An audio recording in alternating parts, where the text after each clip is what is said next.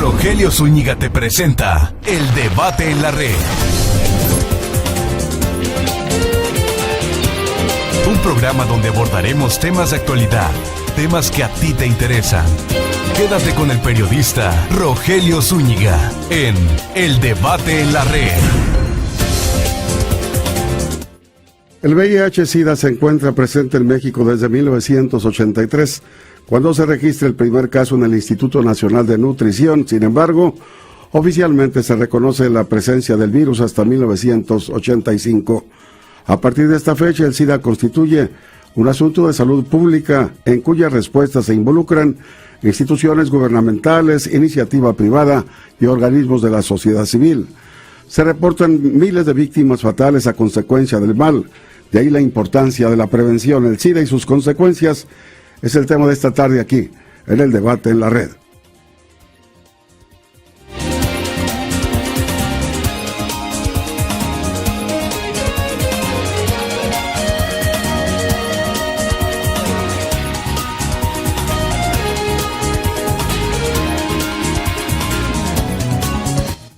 Y para hablar de este tema, el SIDA y sus consecuencias, hemos invitado al doctor Pedro Castro Melchor, quien es médico internista, infectólogo y todo un experto en este tema. Doctor, debo reconocerlo públicamente, pues es usted además el responsable del programa en lo que ve al municipio de Tepic por el sector salud, ¿es así? Buenas tardes. Así es, buenas tardes.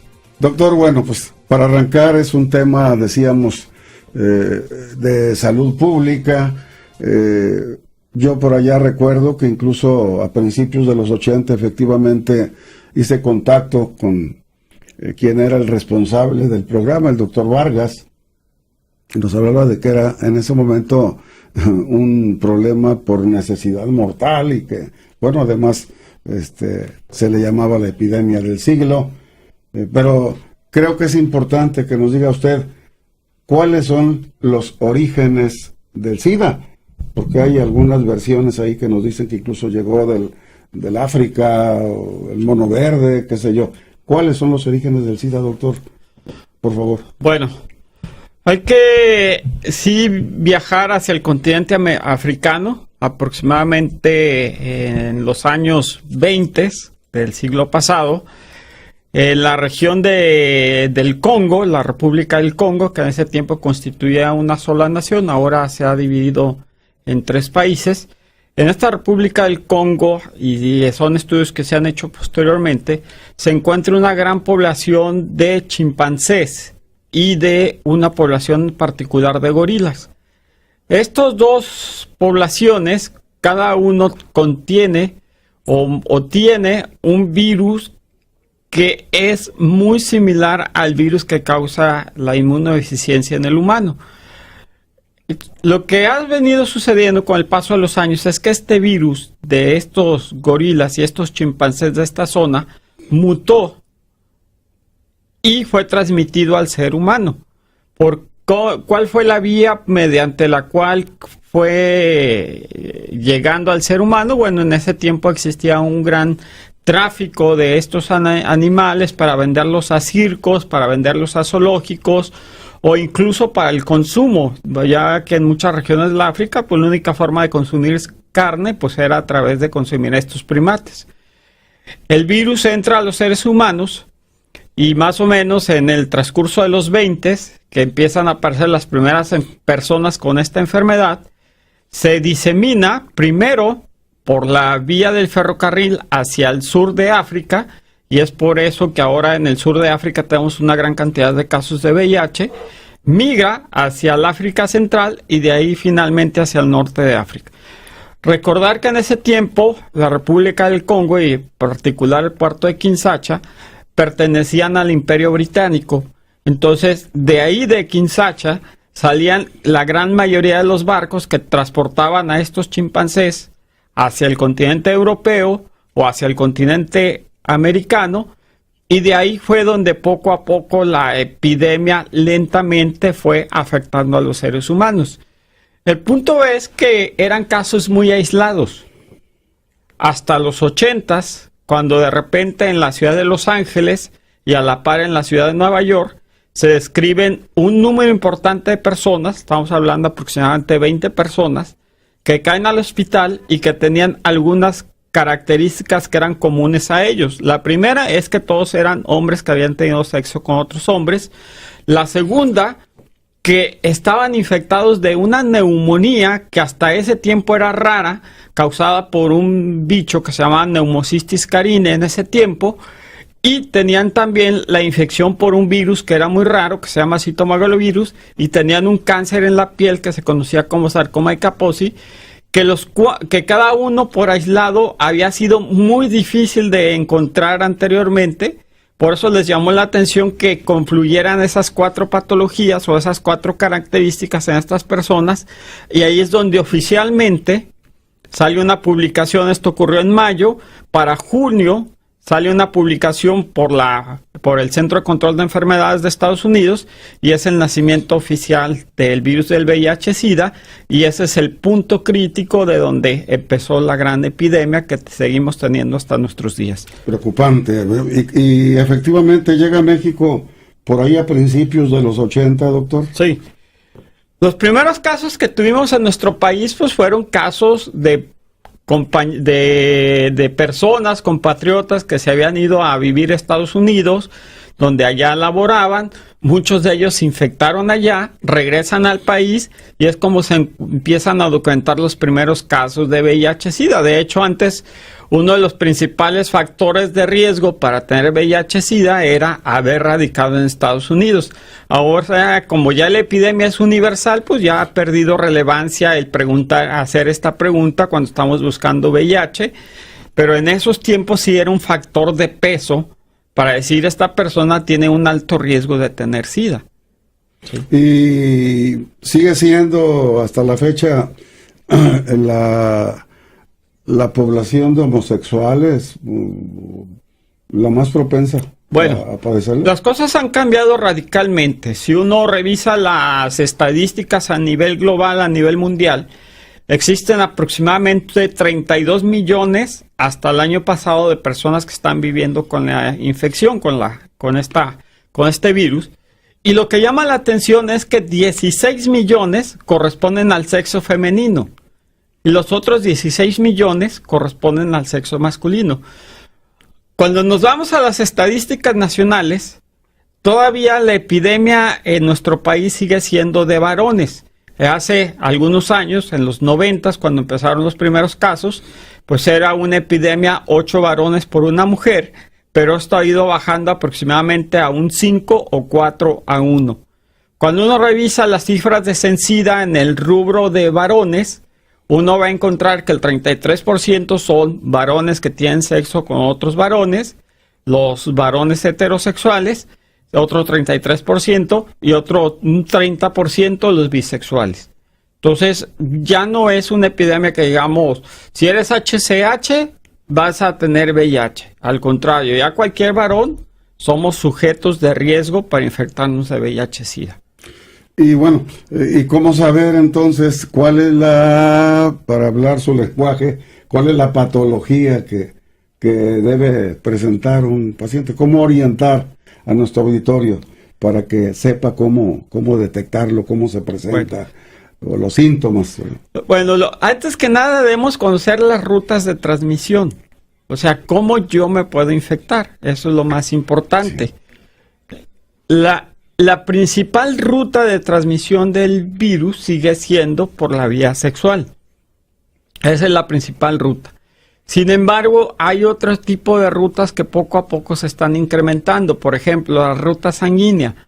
Antes de los 90 se tenía un gran temor porque muchas personas que fueron transfundidas se infectaron del virus del VIH-Sida, pero ya aproximadamente del 95 a la fecha ya tenemos sangre segura y esta ruta ya no ha sido tan importante. Sin embargo, hablando estrictamente de la vía sanguínea, tenemos el problema que cada vez se está incrementando más las personas que consumen drogas de forma intravenosa, y esta es una de las rutas que se nos está incrementando. Entonces, lo que tenemos que considerar es tener una relación de riesgo, una relación sexual de riesgo. ¿Cuál es esta relación de riesgo? Cuando yo desconozco el estado de salud de la otra persona y cuando tengo relaciones sexuales sin protección. Esa es la forma como yo puedo empezar a preocuparme si estuve infectado. Pues definitivamente es, como decíamos en el arranque del programa, es la prevención, entonces, la principal fórmula, ¿no? Para ir controlando los números. Los datos es que debemos de informarnos, conocer la patología, conocer la enfermedad, conocer sus rutas de transmisión y en base a esto, pues llevar a cabo medidas de prevención. ¿Y cómo se presenta? Bueno,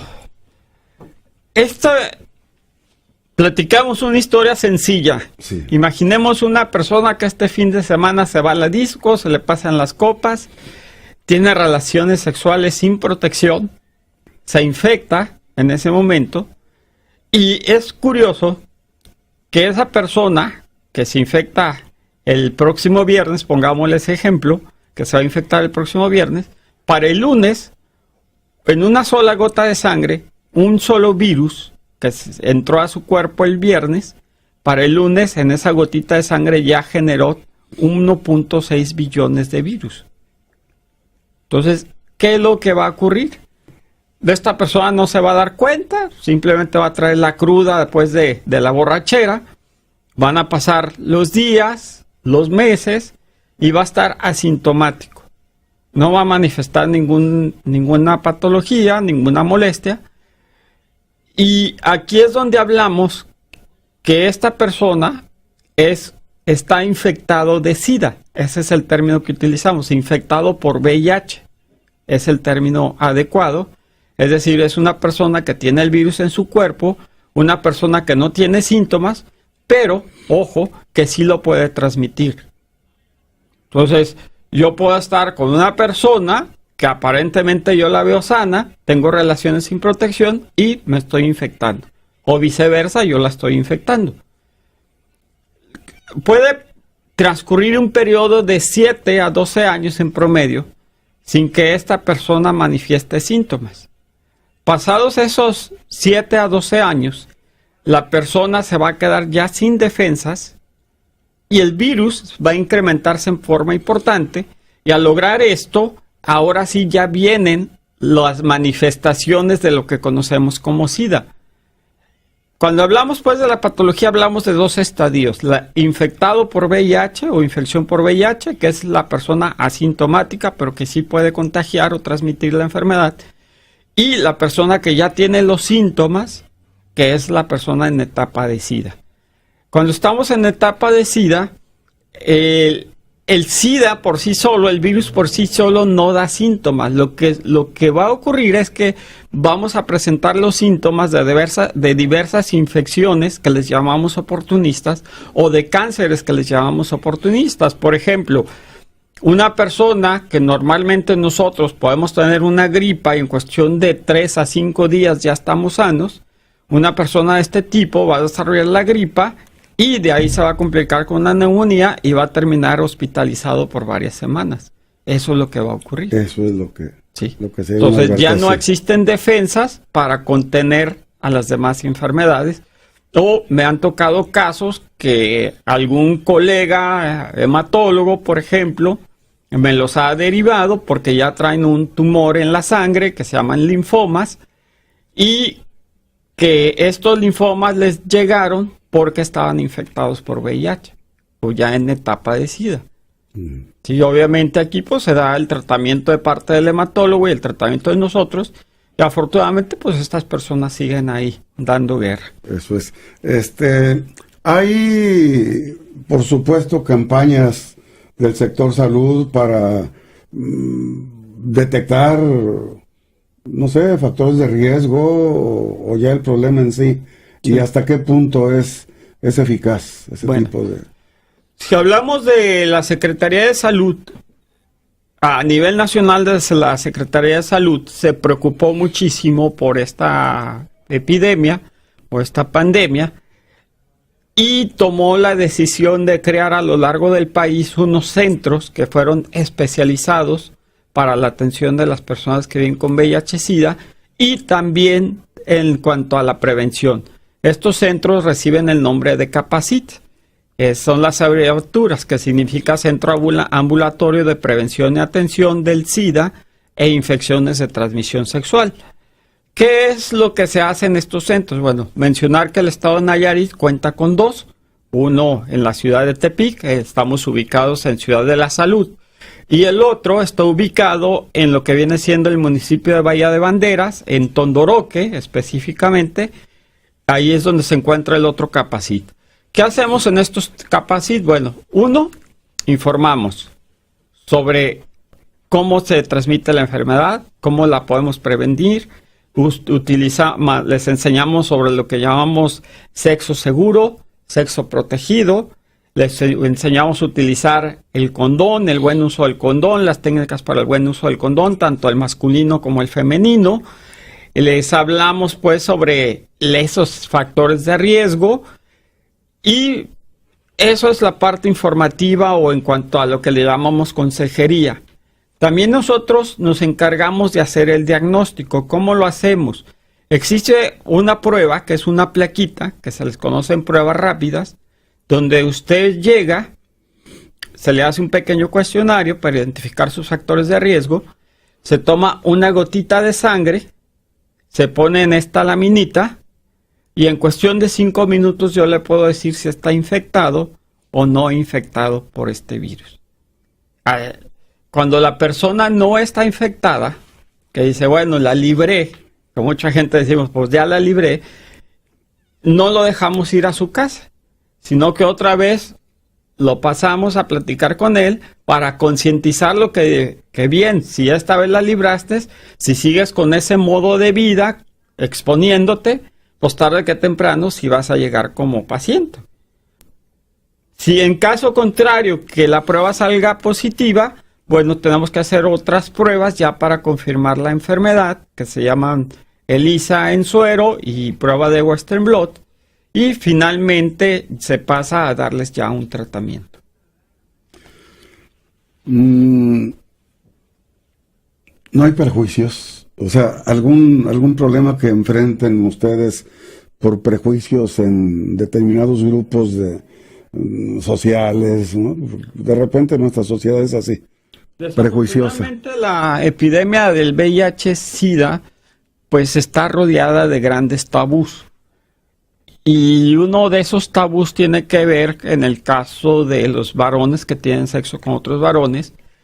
Y tan solo lo vemos como ejemplo en el fútbol, este grito homofóbico que se utiliza en los estadios para gritarle a los porteros. Imagínese en relación a una persona que vive con la condición agregada de estar infectado con VIH. Sí existe todavía el estigma y discriminación. Es algo que tenemos todavía que trabajar muchísimo. Porque como lo mencioné al principio, o sea, yo puedo estar infectado y no ser HCH, o puede ser una ama de casa, estar infectada, y no por eso implica que ella es una prostituta. Claro. Pero sí nos enfrentamos mucho a estos tabús. Y lo triste es que también incluso en el ambiente médico, y es muy común que si algún médico, alguna enfermera sabe que X persona está infectada, no se le quiere atender, ¿sí? Entonces, sí es una lucha, no nada más es el decir, bueno, ya sé informar, ya sé diagnosticar, ya sé tratar, sino también que tenemos que concientizar a la población y a los compañeros, trabajadores de la salud, sobre el señalarles que finalmente pues todos somos seres humanos, todos tenemos derecho a la vida, tenemos derechos a un respeto, y que no por tal condición no se nos haga menos o se nos haga una mala cara. Me decía usted hace un momento que la principal vía de contagio era la parte sexual, ¿verdad? Voy a hacerle algunas preguntas sobre esta misma circunstancia, pero antes, si me permite, vamos a ir a una pausa comercial. Regresamos en un segundo.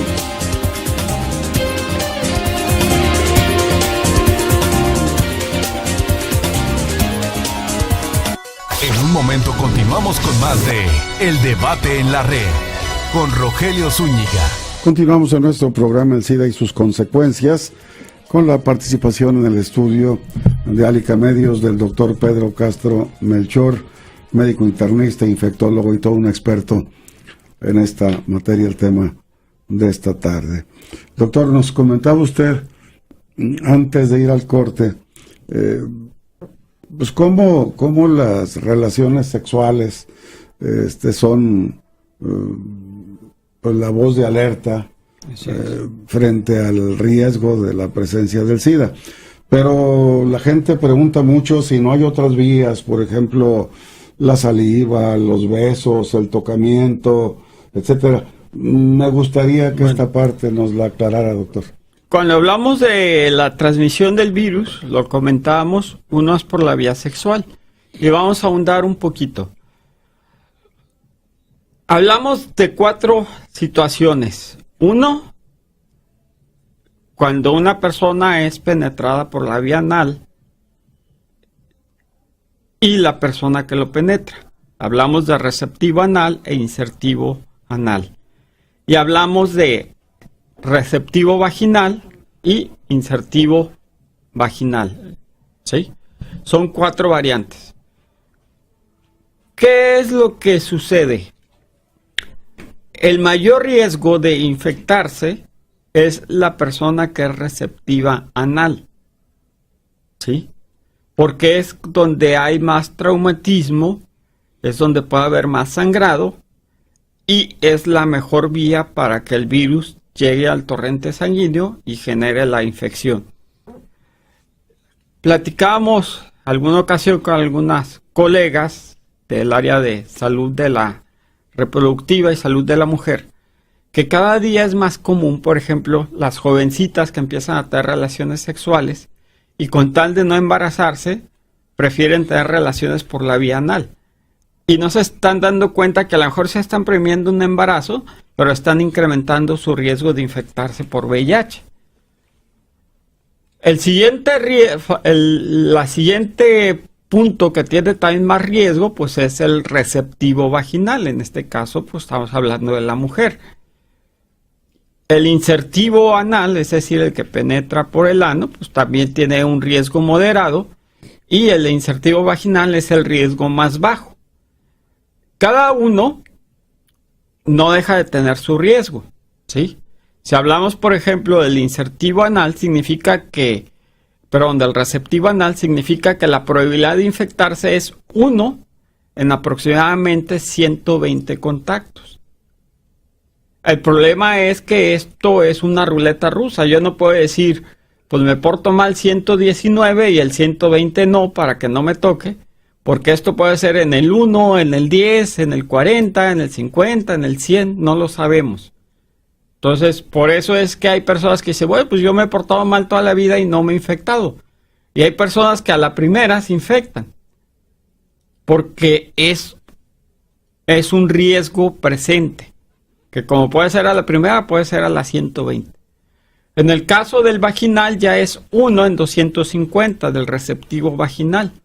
En el insertivo anal es 1 en 1250 el riesgo y en el insertivo vaginal es 1 en 2500.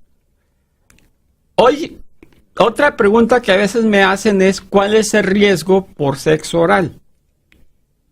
El riesgo realmente es, en algunas series se ha descrito que es 0 o casi 0. ¿Por qué? Porque tiene que ver siempre y cuando haya alguna herida en la boca o alguna herida en el pene y que la persona tenga una gran cantidad de virus en su cuerpo para poder llevar a cabo esta transmisión. Esas son las formas como se puede transmitir hablando de la vía genital. Por la vía sanguínea ya lo hablamos. Y hay otra forma que está descrita, que no le hemos hablado, que es la transmisión de la madre hacia el hijo. Eso es. La transmisión de la madre hacia el hijo sin tratamiento es aproximadamente un 28-30%. Pero con tratamiento y operación cesárea podemos reducir este riesgo a 1%. Es por eso que a toda mujer embarazada le recomendamos que se haga esta prueba que mencioné hace rato, la prueba rápida para diagnosticarse la prueba de VIH. Qué mejor que si estás embarazada, conozcas tu estatus ante el VIH y puedas prevenir que tu hijo nazca infectado de VIH. Entonces, eso es parte. Ahora, vienen los mitos, los tabúes. Los mitos, sí. Si yo abrazo a una persona, si yo le doy la mano, si yo incluso la beso en la boca, no hay riesgo, porque no hay presencia de sangre. Pero en particular dentro de la sangre hablamos de una célula que se llaman linfocitos CD4 o auxiliadores, que es la que le gusta al virus. Es la única célula. Y en nuestra sangre tenemos una gran cantidad de células. Tenemos los eritrocitos, los leucocitos, las plaquetas. Y dentro de los leucocitos, o sea, es una infinidad de categorías de células. Entonces, a veces preguntan, bueno, el mosquito, por picadura de mosquito, si el mosquito le pica a una persona que tiene VIH y luego me pica a mí, ¿me lo va a transmitir? Tampoco, porque los mosquitos lo que chupan son glóbulos rojos. Eso es. Y en los glóbulos rojos no va el virus. Bueno, sí puede ir el virus del dengue, del zika, del chikungunya, pero el del VIH no. ¿Sí? Entonces, ese es el punto. Que si el mosquito tampoco, que si abrazo a una persona tampoco, que si de repente comparto la misma cuchara, el mismo vaso, tampoco hay riesgo. ¿Sí? Esos son puros mitos. Qué bueno que hace la aclaración, doctor. Por edades. Por edades. Grupos más propensos a padecer por edades. A nivel nacional y también a nivel local, la gran mayoría de las personas siguen en el grupo de los 20 a los 45 años de edad. Pero aquí hay que hacer aclaración de algo. Ese es cuando los diagnosticamos. Pero la gran mayoría de los que diagnosticamos ocurrió 10 años antes. Entonces, si yo tengo una persona que llega conmigo a los 20 años, probablemente se infectó a los 13 o a los 14 años. Entonces, el grupo de los que se nos están infectando está aproximadamente entre los 15 a los 35 años de edad. Los que estamos diagnosticando, pues sí va de los 20 a los 45, el mayor grupo. Pero curiosamente, cada día son más las personas de la tercera edad que también se están infectando del virus del VIH. Porque uno pensaría que las personas de la tercera edad no tienen vida sexual, pero sí la tienen. Y muchos de ellos se nos han venido infectando por esta vía. Entonces, no, ya por decir yo ya llegué a la tercera edad, ya no me voy a infectar, sí, sigue siendo un riesgo. Sí. Los números del SIDA en Nayarit ya... Los números del SIDA, hablando concretamente, el acumulado de casos desde el primer caso en los 80s hasta más o menos fechas de hoy, estamos hablando un promedio como de 2.300 casos en todo el estado, en Nayarit. Ahora, ¿cómo se distribuyen estos 2.300 casos? Bueno, aproximadamente yo le diría que en Secretaría de Salud se están atendiendo 800 personas, aproximadamente otras 300 o 400 en el Seguro Social, ya estamos hablando 1.200, y 100 en el Instituto de los Trabajadores del Estado, el ISSSTE, donde estamos atendiendo otras 100 personas, estamos hablando 100 personas, 1.500 personas de las que siguen con vida. De esto, si hablamos de 2.300, pues significa que 800 ya no están con nosotros. De esos 800, ¿qué pudo haber ocurrido? Bueno, algunos de ellos, la gran mayoría, fallecieron por el SIDA o alguna de sus complicaciones, pero algunos otros han salido del estado para irse a radicar a otros estados y siguen con sus tratamientos, que es otra de las cosas que se están dando. Actualmente, en lo que va del año, con nosotros en la Secretaría de Salud, hemos diagnosticado aproximadamente 70 casos nuevos, de los cuales, de estos 70, 65 corresponden a personas infectadas por VIH y 5 ya en etapa avanzada que se conoce como SIDA. El promedio más o menos anual anda alrededor de 80 a 100 casos detectados en lo que va pues de cada año. cuando hace su aparición esta pandemia, como usted la define, allá por los 80s, se hablaba de que era mortal por necesidad. Yo alguna vez, algún médico me informaba que aplicaba la primera fórmula para tratar a un paciente, no recuerdo, AZT, así se identificaba, pero parecía que era más bien un milagro que se salvara un paciente. Hoy hay importantes avances. ¿En qué consiste el tratamiento de una persona? Y bueno, ¿es curable o se alivia o se controla? Ok. Bueno, el AZT, que apareció en el 86 y se aprobó en el 87 como primer medicamento para controlar el virus, durante muchos años fue la piedra angular de los tratamientos para tratar esta patología. El AZT pertenece a una clase de medicamentos que evitan que el virus se convierta en un virus DNA y pueda generar otros virus. Estos medicamentos se les llaman inhibidores de la transcriptasa reversa. Durante muchos años, hasta principios de los 90, tuvimos otros fármacos muy parecidos a AZT, primos hermanos como DDC, DDI. Pero a mediados de los 90 llegaron una familia de fármacos nuevos que se llamaban inhibidores de proteasa. Y ahí es donde surge la llamada época del cóctel. Porque se utilizaban, por un lado, inhibidores de proteasa, combinados con estos inhibidores de la transcriptasa reversa, y entonces las cosas se empezaron a cambiar. Antes, aún con el AZT, la gente mejoraba un poco, pero de todas maneras fallecía en los primeros meses después de estar tomando AZT. Cuando llega el cóctel, sorpresa, la gente deja de enfermarse y deja de morir. Me pasó alguna anécdota en esos años. Recuerdo, tenía una paciente que cada mes la teníamos hospitalizada y ya sabíamos que a final de mes siempre nos llegaba enferma, y llegó un fin de mes y no llegó. Y nosotros nos temimos lo peor y dijimos, ya falleció. Porque era esa época, pues. Y no. Nos llega como a los 3-4 días, pero sana. Sin ningún síntoma ni nada. Y era porque fue de las primeras personas que empezó a tomar este cóctel y empezó a tener cambios. A partir de 1999, lo que viene siendo la Secretaría de Salud creó un órgano que se llamaba FONSIDA, y estos cócteles empezaron a dar en toda la Secretaría de Salud. Seguro Social ya lo estaba haciendo, ISSSTE ya lo empezaba a hacer, y ahí pues ya nace la época de los tratamientos, ahora sí, en forma masiva, a las personas que viven con VIH-Sida en México. Actualmente tenemos 5 líneas donde podemos atacar al virus. Con estas 5 líneas estamos hablando un promedio de alrededor de 24 o 25 medicamentos, de los cuales algunos como AZT ya lo mandamos a nuestro museo, ya no se utiliza casi, pero hacemos combinaciones de 3 o 4 fármacos. ¿Y qué es lo que sucede? Uno, les soy honesto, aún no curamos el VIH. Aún no podemos decir el día de hoy, hay una cura para el VIH.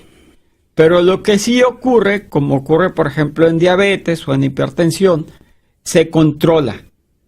Y al controlarse, si una persona acude a sus citas, como debe de ser, cada mes, 2 meses o 3 meses, dependiendo de la institución que le esté proporcionando los medicamentos, si los toma al pie de la letra, que debe ser diario, no perder las tomas, no ingerir alcohol o algunas hierbas que puedan bajar la efectividad de estos medicamentos, se ha visto que la expectativa de vida son 2 o 3 años que la población en general.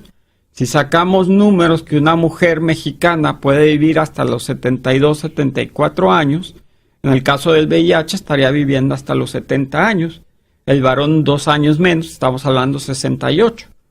Entonces, es grandioso. Las expectativas de la vida expectativa de vida son importantes. Eso significa que a lo largo de la vida tenemos historias de personas que volvieron a ser productivos, volvieron a sacar adelante a sus familias, o personas que volvieron a la escuela a terminar sus estudios.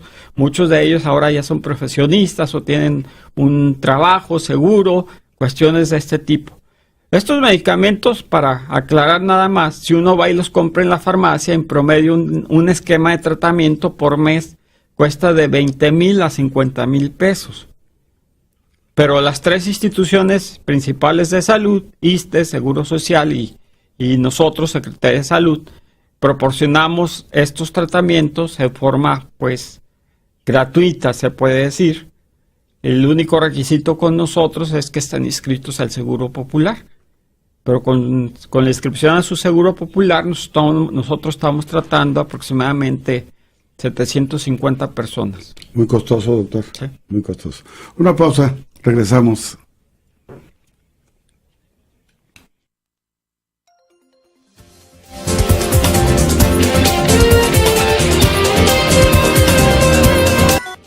Estamos regresando de la pausa, en la etapa final de nuestro programa. El tema, se lo recuerdo, el SIDA y sus consecuencias, con la participación del doctor Pedro Castro Melchor, médico internista, infectólogo y todo un experto en esta materia, en la materia del tratamiento del SIDA. Doctor, una inquietud, sin duda que deberíamos aclarar.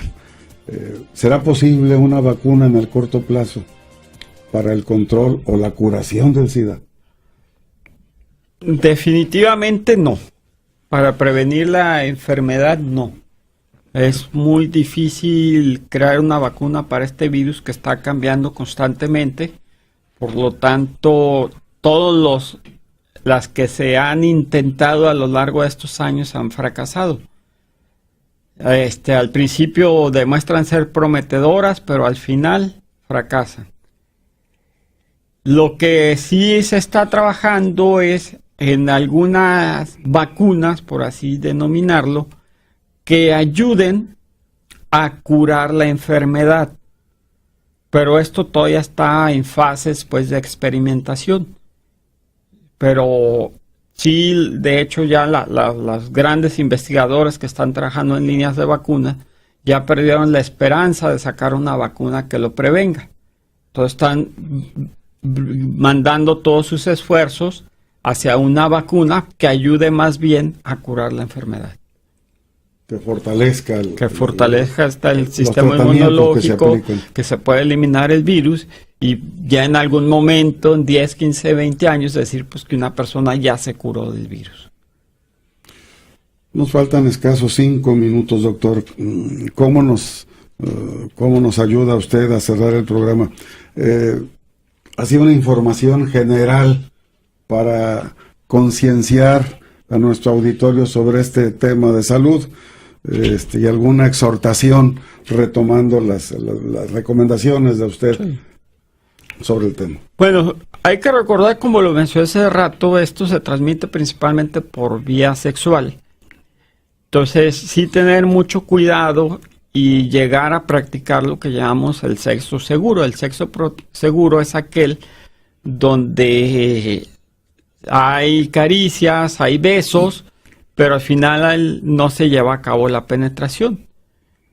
Esa es una forma de prevenirlo. Otra forma de prevenirlo, bueno, es si ya se va a llevar a cabo la penetración, pues es utilizar el condón. Los condones son altamente efectivos para proteger el virus de la inmunodeficiencia humana. La falla en cuanto a la protección no tiene que ver con el condón, tiene que ver con el mal uso del condón. Eso sí hay que aclararlo, porque a veces la gente dice, pues es que el condón no sirve.